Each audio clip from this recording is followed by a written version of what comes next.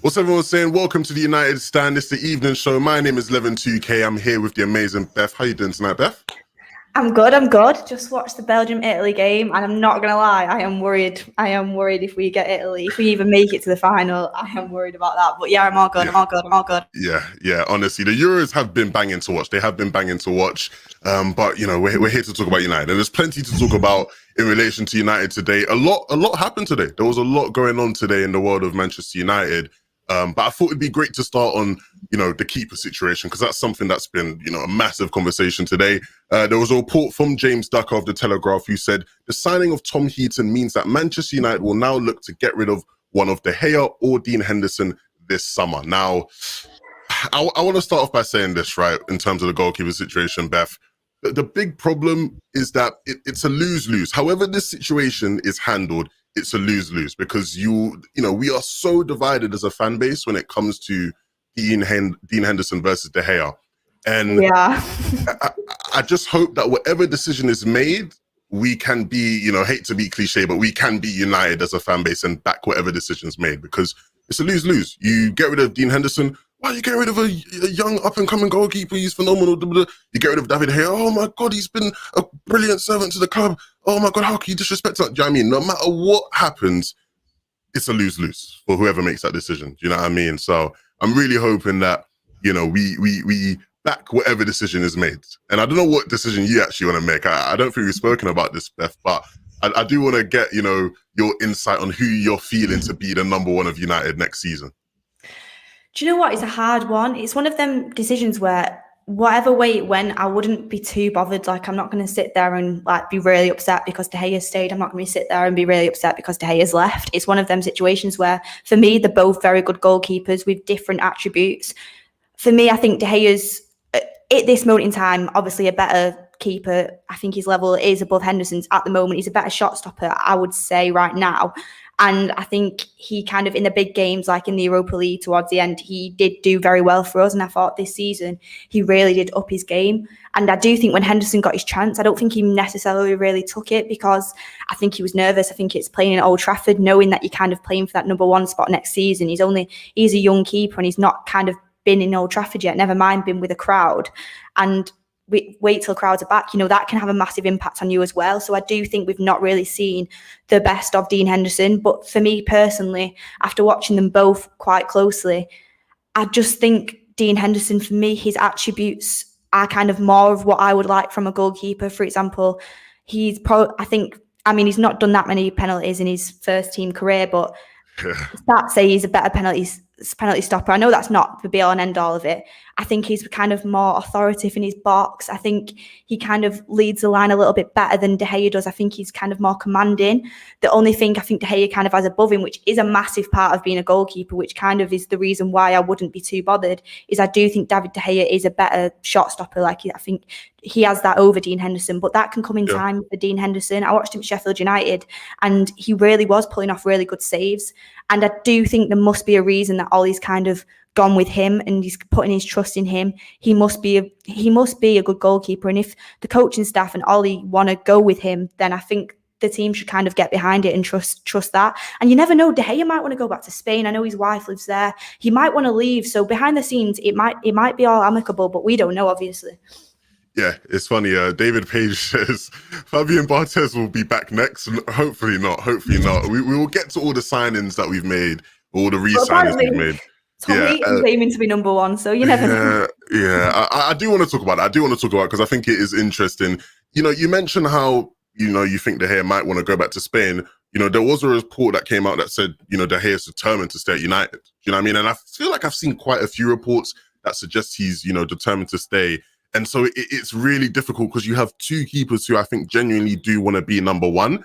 And I think I agree with the sentiment personally that De Gea is probably the better keeper. I think De Gea is probably at a higher level, not necessarily a massive, significant difference, but I do think De Gea is at a massive or at the more significant level. The funny thing is, though, is that I think Dean Henderson thinks he's better. Do you know what I mean? I think Dean Henderson thinks he's better. He's got that confidence that you need to be a keeper. I'll give him that. I mean, some of the things he said about himself, but at the end of the day, I quite like that. If you want to be like the best player, you do have to believe in yourself. And I know you said we have two keepers fighting for number one. We have three now. Tom Heaton, apparently, wants to be number one. So you never know. Lee Grant just signed a contract. He could kind of come back into the equation. You know what? I would love Lee Grant's job. Just chilling there on 30k a week for my whole career, getting to be around the club and kind of go to all these games and just chill, train and chill. It's mad. He literally trains. He gets to, he gets the best view of every single game. We have he is just living, his best life. It's funny because I saw a video actually from like a year ago where he was talking about like, oh yeah, no, people always say to me, my mates always say, yeah, this must be the easiest job ever, but it's like, not really. I'm like, come on, man. Like, Lee Grant, like, I respect you, man, but don't try act like this ain't the best job in the world. Look, we re-signed Lee Grant today. We also officially announced Tom Heaton. And like you alluded to, he has come out and said he wants to be the number one keeper. Now, a lot of people are like bantering him about that. And a lot of people are like going on about like, what are you on about? I saw a lot of people spamming that meme. You're not that guy, pal. Trust me. You're not that guy. And it's funny, it's humorous, but genuinely, guys, like I want to pose this question to everybody in chat, even to you, Beth. What is he supposed to say? Like, if he's coming to be a backup, he's supposed to say, look, I'm coming in to compete, because that is his job. Do you know what I mean? In training, he's there to compete and act in a way as if he is, trying to be the number one, because it helps push the people ahead of him. And I think deep down he knows, like, yeah, I'm not coming in to play. Like, deep down he knows that. But I think it's good that he has that confidence of like, yeah, I'm coming to compete. I'm coming to push these guys further because I want to be number one. Do you know what I mean? So I saw people bantering him and I thought it was a bit harsh, because it's like, what's he supposed to say? If he came and was like, yeah, I'm just here to collect wages, Man United, I've loved this club, I was here for a long time, but I'm just here to just chill now. Like, people would have been like, hold on a minute, why are you signing him? Do you know what I mean? So I think it's a bit harsh. People are going to banter anything, and I know I was bantering it because I don't see him being number one. But if you're going to come into Manchester United, having that competition, he is like a professional. He's kind of coming towards the end of his career. It will be a good influence on the other keepers around him and kind of keep them on their toes. And I think it'll be better.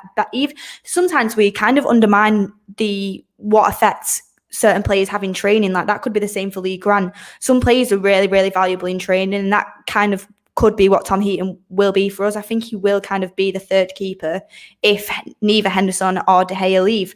But I'm thinking, like, Henderson or De Gea, something's got to happen this summer. Surely we can't go into next season with the same kind of conundrum that we've had this season, like, because they're both first team keepers, and in reality they both should be playing first team football, but that's impossible with the keeper position. And you don't want your keeper to always be kind of thinking, I'm going to lose my place this game, because it's just unnecessary pressure that can affect the game massively. So I've heard reports that apparently wanting to put Henderson on loan, which I was thinking could be a good idea, kind of give De Gea another year and then get Henderson on loan. But he doesn't want to do that. He wants to be first team now. And then selling De Gea is going to be... Rightfully so. Yeah, rightfully so, because that is what he was kind of told was going to happen. And then De Gea also wants to be first team. And if he wants to leave, he wants to go to a decent club, but no one is going to pay that money for him on 375k a week. So we've got ourselves into a massive problem here, because both them keepers are going to be unhappy if one of them's on the bench next season. So what can you see happening with that? Because honestly, I just keep thinking, surely you can't both stay, and we've got Tom Heaton and Lee Grant as well. Like, surely that's just too much in the keeper department. Yeah, and even when I heard the Tom Heaton stuff, to me it sounds like Tom Heaton's almost being told he's going to be like the second choice keeper, which like would imply someone is going. And Beth is mad because I'll sit here and I'll be thinking, like, what are we actually going to do about that? And like you sort of put it, like, it is so difficult with both, where you have De Gea on massive wages. It's like he's on massive wages, and not only is he on massive wages, overall, based off of what he was once as being, a top 5 goalkeeper in the world, whatever you want to call him, form has dropped in a way. And so it's not like he's at the peak of his powers. It's not like other teams see him as being at the peak of his powers. And with the wages, it's like, how do you offload that keeper? And if you're Dean Henderson, for one, Dean Henderson is like, it's not like he's cheap anyway. He's not going to be cheap if you want to get him. Yeah, he's like 40, 50 mil now with his wages that he's on. Exactly. And the contract he's just signed. And like you just said, he wants to stay. Like, he doesn't want to be on loan. So it's either, you're not going to be able to loan either of them, I don't feel like. Maybe you could find some weird agreement for De Gea, but I just don't see it. Like, I genuinely, people have been gassing up Juan Mata, right, as being, this wonderful director of football. That's going to be a test for him. Do you know what I mean? That is going to be a serious test because I don't see it. Like, I don't see how you deal with the situation, but it has to be dealt with by the end I of know summer. there's been so many times where I've sat here and been like, I'm not even gonna lie, I could do better than this club at doing this deal. Like, that's how bad they've been at certain things. But even I'm thinking, like, I have no idea what I'd do with this situation, because what club is going to want to buy De Gea on 375k a week? But the problem is, what I think we could end up doing, like, could be a possibility, is we could end up loaning him out and then paying like half of his wage, which is just, it is bad business. And I just don't know what's going to happen, but I think something's going to need to be sorted out. If I had to say it now, I think we're going to end up going into the season with both of them still, because it kind of looks like they've not got anything lined up, because surely we would know about it. But then why would you be certain to go and get Tom Heaton in if you knew not one of them was going to go? So God knows what's happening there. Maybe they've got something lined up, but I'm sure we would have known about it by now. Yeah, like, I feel like it's a very scary thing to think about. Shout out Gary Turner, by the way. Gary Turner with the super chat saying, David, best mate is staying, so David will also stay. Who out of the top 4 clubs in Europe want him? All of them have top keepers. And, it's a great point. It's a great point. I think if you look at the top clubs who might want to keep of, David De Gea's caliber, there's not many out there. And then even if you were to find them, it's like, can they afford them? Do you know what I mean? So it gets incredibly difficult. David Page with another chat saying, rather played Romero over Henderson. And look, on the I rate Romero, not gonna lie. No, I love Romero, and I hate the way the club ended up treating him. But even with Romero, right, like when it was De Gea, Romero, and Grant, that's a relationship. That's a free keeper relationship that like works so perfectly because everybody has a mutual understanding. Of course, you all push each other as if you want to be number one, but De Gea understands he's the number one. Romero understands he's number 2, but he needs to always be ready for the time when he might have to step up. And he was always ready for that. And Lee Grant understands, I am the number 3. I'm here to be, a help in training. I'm here to, be a figure in the dressing room. Like, do you know what I mean? All understanding, what their role is. And from what we have now, we have 2 keepers who want to be number 1, 1 keeper who's come in, who's obviously not going to be number 1, but he's saying he wants to be number 1. Like, it's messy, very messy. So, going to be difficult. I honestly can't see a club going for him. Like, I can't see it. No one in the Premier League kind of needs a keeper and would be able to pay his wages, and abroad as well. I mean, PSG have just got Donnarumma in, and like, I just don't see it. Yeah. I'm seeing a lot of people in chat spamming DDG in, Dean Hendo out. Like, I'm seeing just it's so divided in the chat. But guys, let us know what you would do with the goalkeeper situation. Who would you get rid of? Who would you keep? Let us know. If you're watching after the stream, let us know in the comment section down below and give us a reason. Don't just say DDG out. The positive part of this is it's not our money that's getting spent. And no matter who we end up with, I know some people kind of do have some strong views against Henderson, but you gotta give him a chance. You know what I mean?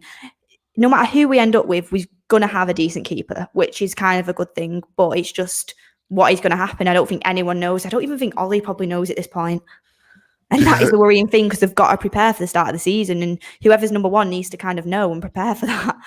But the problem I have as well, Beth, is like last season, I don't think it's a good sample size, weirdly enough, where you look at both of these keepers and they're both having to perform under incredibly weird circumstances, where you have Dean Henderson, who is this up and coming keeper who is British, and we understand there is a media bias there. There's an agenda being pushed by the media because understandably, if you're English, good keepers don't come around often. You want to push someone who looks like they could be a good keeper. So you have him with that pressure. He wants to be the number 1. I've seen you talk about it, Beth, where it's like he might have it in the back of his head and maybe that's affecting him.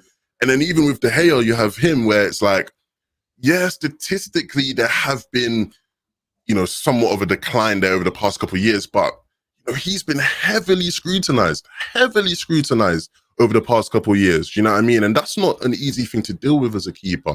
So, both of them under really hard circumstances, I feel like, having to try and perform, and both of them making plenty of mistakes. Both of them also having great performances. You look at David De Gea in the second leg against Roma, like he saved us that game. Do you know what I mean? So, it is I can't stress this enough. I feel like a broken record because I keep saying this, but it is such a difficult situation to deal with. And I don't envy the people having to make that decision. I do not envy those people whatsoever. I want to talk about this because, you know, we got a chat talking about how De Gea's mate is staying. And obviously that was one of the players that signed, right? Juan Mata extended his contract. And I haven't seen many positive takes about this. A lot of it has been very negative, Beth, where people are just sort of saying like, you know, why would his contract be extended?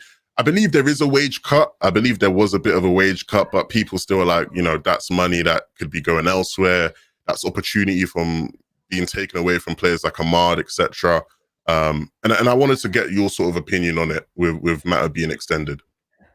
For me, it's one of them where it's kind of, it's not really big club mentality. It's kind of been a little bit soft. Mata's been a great servant to the club. I love Juan Mata, and I don't think it's the end of the world. He signed another 1 year extension. But at the same time, if you're kind of thinking big club mentality, you just end that because he's not at the level that we need him to be anymore. He's still a great player, don't get me wrong, and technically he's one of the best. But in the Premier League, he's not going to be getting much minutes. I mean, we've just signed Sancho, and I've not even been on the show since we signed Sancho, but what a signing that is going to be. He's going to get less and less minutes, and it's taking away minutes from people like Ahmad, who it's kind of being rumoured now that he's going to go out on loan, taking minutes away from youngsters that are coming through, like Alanga, short area. I'm not sure how you spell his name, or short tire. One of them two. But he's taking minutes away from them kind of people, and he's not kind of gonna progress at the club. I think it'll be a 1 year contract, and then he'll probably end up going into the coaching staff, and that's why they've kind of done it, so they can keep him at the club, because he goes away to Spain, he doesn't really come back and do the coaching. So it is one of them situations. Is it because he's just such a good leader around the club and everybody loves him? But that isn't the kind of mentality you should have. I don't think Manchester City would be kind of like with Fernandinho, oh, because you're so good around the club, we're just going to keep extending you. I just don't think that is a mentality you can have, because it's stopping progression from other players, and it's giving money away to someone who's not really going to get that many minutes and isn't going to progress at the club any longer. I love Juan Mata, but I do think it kind of was time for him to kind of go to Spain. There was talks of maybe Real Sociedad and kind of finish his career there. So for me, I would have let him go personally. I wouldn't have offered him that contract, but I'm not absolutely like devastated that they have done that, because I think he's a great servant to the club and he's a great person. He's a great person to have around the club. But would I have give that money away? Probably not. Yeah, I can definitely understand that viewpoint. And I think, you know, that's probably how the majority of fans do feel. I'm going to play devil's advocate here, though, because I do think there is another side to the coin that should be acknowledged. You know, when you have players like Juan Mata, who is a very experienced player and he's a brilliant professional, you know, it's the reason why he's so loved by the fan base. Even the people who think that this deal is a joke will always sort of, you know, make a statement of, no, look, it's nothing against Mata. I respect Mata. It's just I don't think this deal should be done. You know, we have a very young squad. And we have very inexperienced people managing that squad, right? We have inexperienced coaches. We have, you know, new coaches. We have all these. We have a lot of inexperience. We have a lot of youth in the squad, and I think it's incredibly valuable to have senior players like Mata, who, you know, young players can learn from. Do you know what I mean? And not just learn from in terms of on the pitch, but off the pitch as well. Do you know what I mean? I think it was such a brilliant thing this season, where at the start of the season, Greenwood was being absolutely destroyed by the media, like he was being targeted. And it was like, all of a sudden, you know, he was able to get his head down and you know, things went quiet and he was able to just focus on football, and things just went brilliantly for him towards the end of the season. And I think you could probably, obviously I don't know myself, but you can definitely accredit that to people behind the scenes who would have been there to help him. Do you know what I mean? You know, having role models in the dressing room, I think, is very underrated. And I know people will go, oh yeah, we have people who are leaders and whatnot. You know, you have Bruno, you have Pogba, who people talk about being a leader. Those people are leaders, but in very different ways, because even they are in many ways have their immaturities or have their, you know, their lack of leadership in certain aspects, right? Bruno, we know, is a very different type of leader to Fernandinho, like you just mentioned, right? And I think it's very valuable to have different types of people who can be different types of leaders. And I think the likes of Mata, like I would love to keep someone like Mata around, to be that guy for people, because he seems like he's that guy that people can learn a lot from. I think when you have a lot of them, or when you have, you know, the league grants and Mata and Matic. And, do you know what I mean? When you start piling them up, it can sort of be like, okay, what are we really doing here? This doesn't, do you know what I mean? It doesn't necessarily make much sense. Like, if it was No, just and Mata, that's I'd be fine. But I think the problem is where there are a couple of them where you look at them and think, okay, there's quite a lot of you guys. We get it. We want leadership. It's a young changing room, but, you know, it's a bit too much. Do you know what I mean? And that's kind of the area where it kind of depends to me on what Manchester United do with the rest of the deadwood that we have, because keeping Mata, it's different to kind of keeping like Pereira, someone like that, because Mata has been a great servant to the club. He's still got great technical ability and he's a leader in and around the dressing room, like we've said. So him staying but getting rid of a few other players that is part of the deadwood, that would be fine to me, because there's players that we need to get off our books already, like Dallo. If another right back comes in, he needs to go. Pereira needs to go. He's at Lazio, and we don't know what's happening with him. There's other players as well, like Dan James. Is he going to get a look in next season? There's players that need to be evaluated and don't offer as much as Man Utd does. So it depends on what Manchester United do with the rest of the deadwood this season. And it'll be interesting to see if we get it off our books. Like Brandon Williams, he's not going to get in. Is he going to go out on loan or is he going to get sold? There's a lot of outs that needs to be focused on, and that's where the transfer window will really be judged for me. I mean, going in for Sancho already, and Varane looks like it could be getting done within the next 2 weeks. That's massive, because Manchester United don't really start moving mad until August, and even then it's not like massive signings, within the last year anyway. So to get Sancho done already and possibly going in for Varane, who's a great signing for us, is great so far, and that's where they kind of get a plus. But if the deadwood doesn't get sold, then that's where you start thinking, are we kind of just a charity here? We need to get rid of that deadwood massively, because we need to get people progressing into the first team. Some of the youth need to come through, and people taking up the bench spots who are never going to progress into the first team. I don't like that, and that's where it comes in. Is Dan James really going to progress? Do we need to reevaluate him? Are people going to go back out on loan? Are they going to get sold? And that needs to be massively focused on, because at the moment we've got a lot of players in our squad that aren't going to see a game of football. I think the big thing is, okay, so I'm seeing a lot of people in chat saying like not for 140k a week. Like, look, from what we know, there does seem to be some sort of a wage cut. Do you know what I mean? So I don't believe he is on 140k a week. You know, we might need some more updates about that. But from what was reported, it doesn't seem like he's on the same amount of money. Just so people know, because I'm seeing a lot of people in chat going, not for 140k, not for 140k. And I get what you mean. If we had a brilliant summer, right? If we have a brilliant summer where we get rid of deadwood, we bring in some more signings, and then at the very end, it's like, yeah, Matt's re-signed on on less money. I don't think people would have as much of a problem. I do think for a lot of people, it's more like, why are we doing this now? Like, we have so much other things to do. You know what I mean? Like, I think it's almost like what you're saying, where it's like, we have so much deadwood. Why are we re-signing these people? When I think it's a bit harsh. I think it's a bit different in Matt's case. Do you know what I mean? Especially like when you mentioned the people like Pereira, etc., where they definitely do just need to go, and they're taking up money that isn't ideal. Where is Lingard coming back? Is he getting sold? That's a question that needs to be answered, because if he does come back, where is he getting in that team? Is a Bruno backup maybe? But that's 30 million that we need and could be spent elsewhere. And I don't think Jesse's going to be getting in that team. If he couldn't get in that team before, you didn't see you looking in that team. I think he's kind of more up the scale now because of how well he's performed at West Ham. But still, if we can't get business done for him, where is he going to fit into the team? Especially now we've give Juan Mata another contract, because that's his position as well. And I'm sure he'll be wanting to play a little bit. So there's things that need to be sorted out massively in the out section of the club. Yeah, definitely. We got a super chat here from Ari, who says DDG is still a great goalkeeper, and we all hope Henderson can get to that level. It's all hope and hype, one proven, one not. And I think that's understandable. I do think you should maybe give Henderson a bit more credit, but you need a chance to prove yourself at the end of the day. Yeah, you can't just prove yourself from sitting on the bench. I know he's not kind of done it in the games that he's had, but he needs a little bit more time to prove himself. But then, can you put David De Gea on the bench in order to give him that time? That's the awkward situation that Ollie's going to be in next season, and they've done it to themselves, honestly, the way they've handled that situation. Yeah. Look, you mentioned Lingard. It's funny because Ian says never get 30 mil for Lingard, lucky to get 20. Lingard's going into like the last year of his contract now, right? So, it's, we're not selling from a position of power. We're not selling from a position of power at all. And I do want to see how that gets solved, because realistically, he shouldn't stay. Like you said, he shouldn't stay. Way too much competition with his spaces. And it's just going to be incredibly difficult. James Angel says, Saka a doubt for... Wait, what?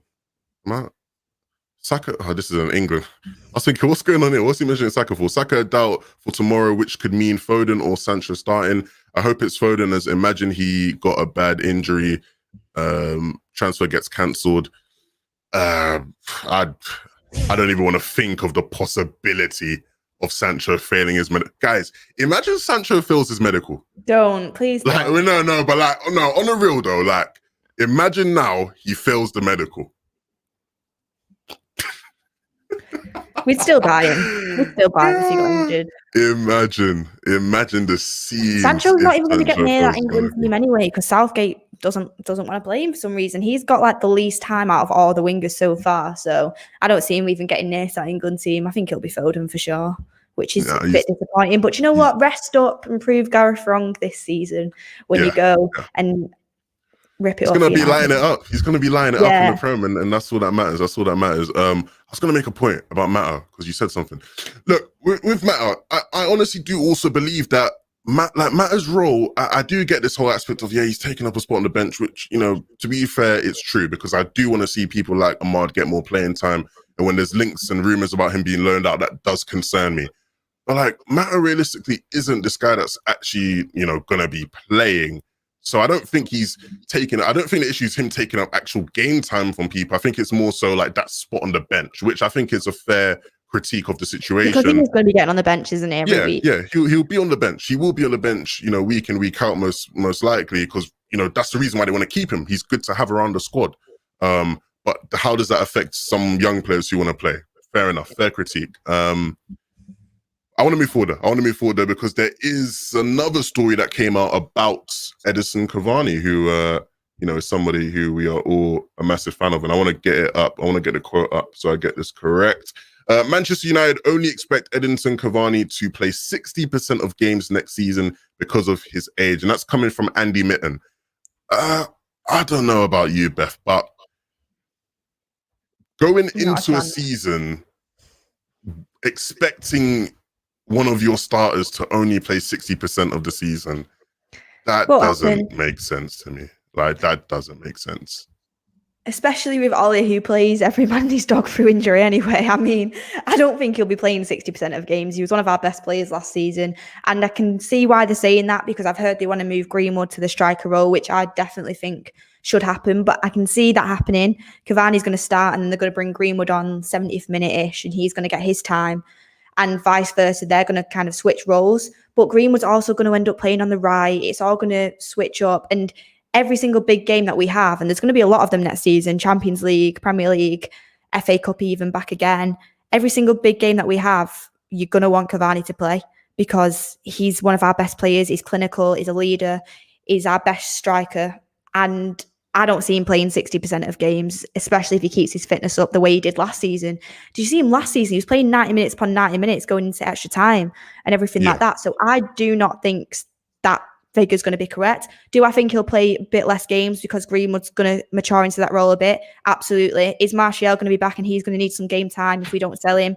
Absolutely. So maybe he's going to rest people a little bit, but I think 60% is a little bit low for someone of that talent and how good he is in the team. Yeah, and I think they probably are accounting for the fact that, they think he could, get some injuries and whatnot, which is, a bit pessimistic to do if you're a coach and staff, but, you always have to account for risks. And I think, in general, I think across the board, we are going to have to rotate a bit. I think after the year or so that we've had with, the COVID season and lockdown and whatnot and lack of pre-seasons and European competition, South American competition, like, players are going to be burnt and they're going to need some sort of rest. But when it comes to Cavani, look, I hope Greenwood gets a chance to prove himself as a number 9. And, if Cavani is out in spells, that will give him that chance. But it's weird that with United, it feels like we always have this obsession with like age, which I don't like, because Cavani's 34 and people are like, yeah, Cavani's 34. And I know it's a bit different with Cavani just because he has had injury troubles in the past. But people that look at Cavani and go, "Oh, yeah, he's 34. You can't play every game of the season. Or you can't play regularly." It's like, what are you on? I don't hear people talk about this with other people. Like, I don't ever see Man City fans going, "Oh, Fernandinho, he can't play because he's 30. You know, he's 36. To be fair, there's not many Man City fans, so I wouldn't see it if they did say it. But you know what I mean? Like, I don't see people talking about this with other players who are similar age, if not older. You know what I mean? And it's like, it really frustrates me that this is always a conversation of like, oh yeah, he's actually getting, you know, he's 34, he's getting on. Like, yeah, we probably can't play him too much. It's like, look, play him and let's see if he can actually handle it or not. Do you know what I mean? Why are we like trying to think of, oh yeah, maybe 60% he's going to play, and you know we have to play someone else for that other 20% and bring him with time. It doesn't make sense to me. I don't like that idea that we are just accounting for him being injured. Maybe it's just a bit too pessimistic for me. I know, and I'm not being funny. If you go and watch the back end of last season, I swear Cavani was running back more than anyone on the pitch. He was literally sprinting halfway line, forward, back. He was getting back in the Europa League. He was giving more energy than half the other players, and he was playing full games because he was so important to us. Yeah, he might be 34, but as Ollie said, he's a professional. He's a professional. He's a massive professional. He's looked after himself well. And these players that do look after themselves now, there's so much more longevity in their football. And I'm not going to lie, I was a little bit worried last season when we signed him because of his injury record and because of his age slightly as well. But looking back, that is a bit pessimistic because age at the end of the day is just a number. And he's proven last season that he's got a lot more to give. And he can give that this season. So 60% after he's just had a great season for us and been playing quite a few games towards the end of the season, I just don't think that adds up to me, and I don't think that'll be the case because I think they're a bit naive because I think we need him a lot more than they think if they think he's only going to play 60 games. Oh, yeah, it's funny because the big thing about Cavani last season was, you know, people having those conversations where it's like Cavani is a brilliant striker and he's sort of what you want in the modern day striker where he is useful even if he's not scoring because he will come back and press, he will come back and defend, and he's up and down the pitch, you know what I mean? El Movimento, right? He's making runs. Even if he's not getting the ball, he still makes those runs. And that's that's something that he has as a maturity because he's just been playing for so long and he understands that. But two, it's because his conditioning is brilliant. Do you know what I mean? He hadn't played football for how long?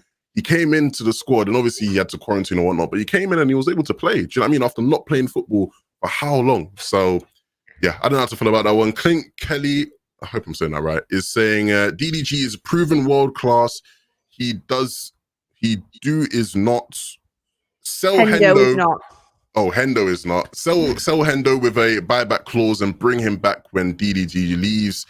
Do right by a club legend. Now, not sure it's that easy, Clint. Not gonna lie. Yeah, I'll be honest. Look, I've play even in like when you're playing Football Manager and stuff. Trying to add a buyback clause to a player is not easy. Do you know what I mean? In real life, if we were to actually sell Henderson, I don't see a world where he goes, "Oh yeah, you guys can just buy me back whenever De Gea retires or whatever." Like that's not happening. Do you know what I mean? Like I don't see that happening. I don't see a club that would buy Henderson off of us when they're gonna have to pay a lot.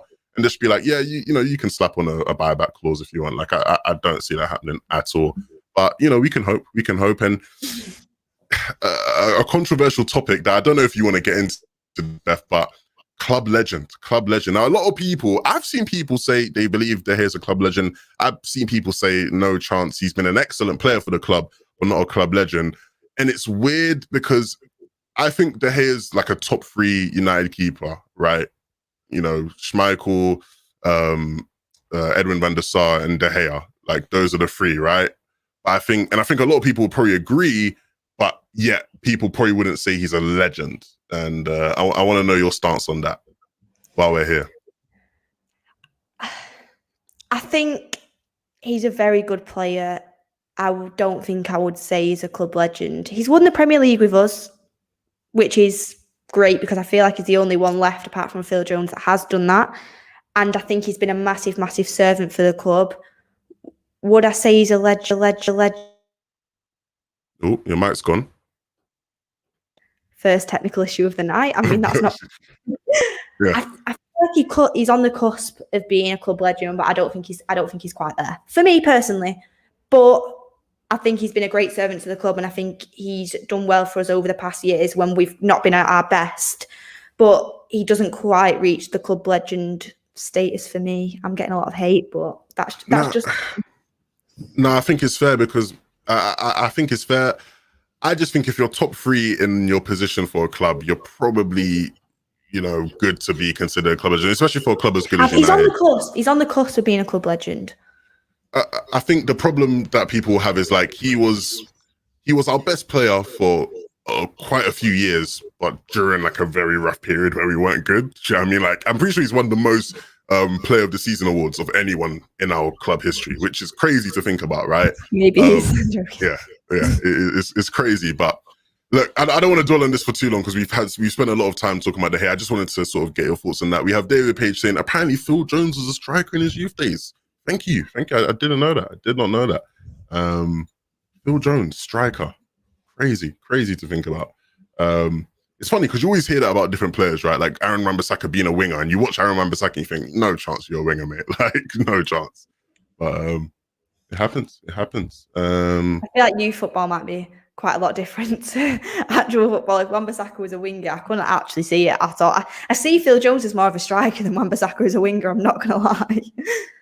No, that's harsh. Come on. Joking. You feel Phil Jones was a striker. Nah, okay, that's harsh. I think the last thing we will really get onto, because, it's been something that's been going on a lot today and over the past couple of days, is obviously Varane and that deal being close. And, we've had conversations about Varane and what we think of Varane. The one that I do want to sort of, talk about is the fact that it does feel like this deal is, relatively imminent, right? And, I think after we got Sancho done, people were quick to say, hey, look, this changed, this is different and whatnot. But if we were to get Varane done, within like the next week or so, because he is, away from the Euros now and, things do need to be dealt with quickly. It's reported that he wants to get his future sorted out as soon as possible. Are you gonna be like, yeah, this is different, there's change now, we are actually serious. Juan Mata is the best director of football in the world. Like, what would your stance be on that if we were to get this deal done, as soon as possible? It doesn't happen that quickly for me. Oh, wait, I think your mic's... Oh, number two of the night. When you get carried away and you're like, oh, yeah, we've changed, can't wait, we're going to be getting these people, we're going to be getting that people. That would probably be my instant reaction. But in reality, I think they've had a tough year with everything with the Super League, and I think they're just trying to do the best to kind of make up for that. And they're finally backing Ollie. If they do get Varane, definitely starting to back him, which is really good to see because it doesn't really give Ollie any excuses next season. If he's getting the signings that he wants, he's got to make an impact next season. He's got to improve. But one good summer doesn't take accountability for everything wrong that they have done in that sense. So if it carries on and our business becomes quicker, it becomes more competent, and this carries on throughout the winter, summer, with the winter transfer window, into next summer window, then you start to kind of think maybe this was a good appointment for director of football, but you can't judge it straight away just off two signings. That's my stance on it. Because for me, I think they're just kind of sweeping up everything under the carpet that's happened this year with all the process and stuff, and being like, here's Sancho, here's Varane, everyone shut up. Do you know what I mean? So it'll be kind of based off what happens in the future. It's not all... It can't be happening in the instant, is what I'm trying to say. Do you know what's funny, right? Is like, if we were to get all of our business done, relatively quickly and be efficient in the transfer market, people would start praising Juan Mata and people start getting super excited. And it's like, it just makes me think of, the typical Roy Keane. Well, that's his job. You know what I mean? Like, I know, it is his job. Literally. And it's mad to think that if we were to actually become efficient, everybody would celebrate and be so happy about it. And rightfully so, because it's been paying for many years. It's like, that's what we should be. Do you know what I mean? That's what we should be. We should be efficient in the market. We should be able to get business sorted out, efficiently, like the likes of Chelsea and Man City. So I'm just hoping we can get to that point. It's because we're so used to having a board that's so shit. Like that is in reality what it is. So I posted on Twitter the other day, Manchester United working on 2 deals before it's even July. What is going on? Because we're really not used to this. Yeah. If they happen, then I'll happily sit back and say, that was good business. You've done really well. You've got Sancho at a good price. To get Varane at this time in his career and get that business done when it was the best opportunity that you could get it done before August, that's good as well. But it doesn't make up for everything that's gone wrong in the past with our board and our owners. So it's getting back on track, but it's definitely not covering up all the past mistakes. Yeah. Here's hoping for change. Guys, little challenge. I like giving people challenges and, you know, getting them engaged in the comments and whatnot. I want you guys to guess the date in the comment section of when Varane will sign for United. And, you know, if somebody gets it right, you'll get a little prize. Congratulations from me. What's I'm your going to put date? a date in as well because I want a prize. Okay. I'm going to say 15th of July. 15th. Actually, no. 17th of July. 17th of July. That's very particular, and you changed for some reason, but I'm not too sure I just why. feel like it'll take a bit longer than I think. Yeah, I think you know, there's talks of it being, you know, potentially done like in the next 2 weeks, right? So, you know, if today's the 2nd, 2 weeks, 16th, around that time. I'm gonna be optimistic. I'm gonna go for the 11th of July. So go on. You know, yeah, you know what I mean. Like, let's get this done as soon as possible. Do you know what I mean? Anything like Sancho, it'll be next year. Yeah, potentially. Guys, it's been a pleasure being able to be here with you. We will be back another time very soon. Thank you very much for joining me, Beth. It's always a pleasure. And it was great to be here. Hopefully, one of us wins that prize, eh? Yeah, hopefully. All right. Well, guys, we'll see you all soon. Be sure to like, subscribe, share the video as well. And good night.